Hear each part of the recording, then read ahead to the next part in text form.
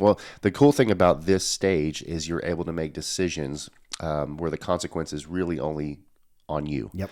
And so one of the things, Aaron, that you shared that is a great tool slash opportunity for men in this stage of birth. And again, this is anyone who's unmarried and probably already tiptoeing on adulthood, but is to do a walkabout. So talk about that. Yeah. So the walkabout, in Aussie terms, down under, this is where the Aboriginal boys would be sent out into some type of tribal initiation. And so they were born as babies and boys and taken care of mother. And then the men of the tribe would go grab that young son and go stick him out into nature, typically cut his arm, give him a knife, and so said, go fend for yourself. Take 30 days, 60 days, 90 days, go travel the world. This is the backpacking trip right after high school. This is the going off to the military to go learn a skill set.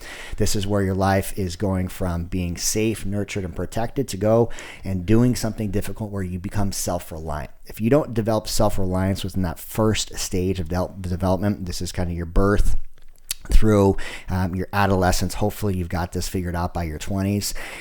Then you're going to be a liability to other people. And so self-reliance is the first outcome that you need to develop in that first year. And that's what that walkabout does. This is what the intentional rite of passage does.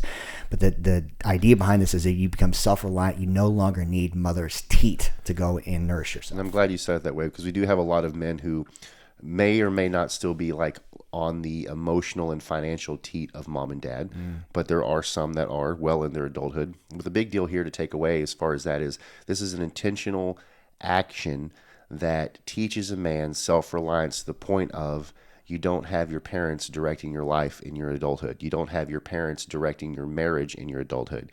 You're not replicating the house that you grew up in your adulthood. So these are things that you need to do.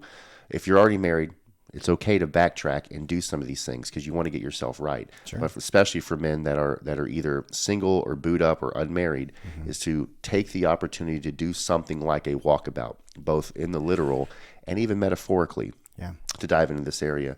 Another thing that we do, Aaron, in this birth stage that we need to be intentional about is seeking conflict. Seek conflict. This is the ability for us as men to choose our hard. Life is going to be hard regardless. I know a lot of people have this unrealistic vision that when I get to a certain age or a certain stage in my life, life gets easier. It gets simpler. I will tell you, in my 40s, and every year has just gotten harder.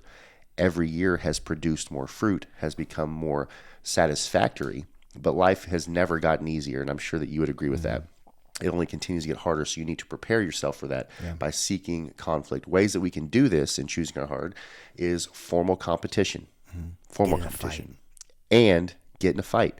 The whole beauty behind that is a man has to know what he's capable of. And we have so many, I'll use the term cis men running around that are incompetent, that are unable to make a positive impact because they haven't been taught that masculinity gives them an authority to really be a masculine, strong man, to be impactful, literally with conflict. And so, yes, formal competition is great. As men, it's wired in us. We need it. But I also very much support go get in a fight. Doesn't mean go to a bar. Probably not. And pick a fight. But whether it's guys around you or go joining jiu-jitsu or kickboxing or karate or whatever it may be for you, go figure out what you're capable of physically.